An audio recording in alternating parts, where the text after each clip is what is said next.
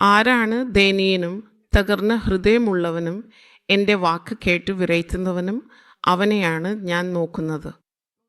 യെശയ്യാ 66 അതിനാലാണ് ദൈവം തനിക്കു സ്നേഹമുള്ളവരെ ശാസിക്കുകയും ശിക്ഷിക്കുകയും ചെയ്യുന്നത്. ഇന്ന് നീ കഷ്ടപ്പെടുന്നുണ്ടെങ്കിൽ അത് ദൈവത്തിൻ്റെ സ്നേഹത്തിൻ്റെ ഒരു അടയാളമാണ്. നീ നശിക്കാതിരിക്കാൻ, വീഴാതിരിക്കാൻ, നിന്റെ പാദങ്ങൾ വഴുതാതിരിക്കാൻ, പാത തെറ്റാതിരിക്കാൻ അവൻ നിന്നെ ഉറപ്പാക്കുന്നു ജാഗ്രതയോടെ.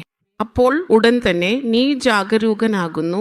അയ്യോ ദൈവമേ, നിന്നെ കൂടാതെ എനിക്ക് മറ്റൊരു ആശ്രയവും ഇല്ല. നീ എങ്ങളോളം ആശ്രയമായി നിലകൊള്ളുന്നു. തലമുറകളിലേക്കും എന്നേക്കും നീ ദൈവമായി നിലകൊള്ളുന്നു.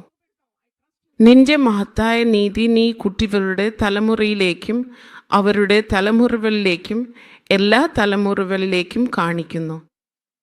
കർത്താവേ, ഞാൻ നിന്റെ അമൂല്യമായ വാഗ്ദാനങ്ങളിൽ പൂർണ്ണമായി വിശ്വസിക്കുന്നു. ഞാൻ നിന്നെ സ്തുതിക്കുന്നു. ഞാൻ നിന്റെ നാമത്തെ മഹത്വപ്പെടുത്തുന്നു.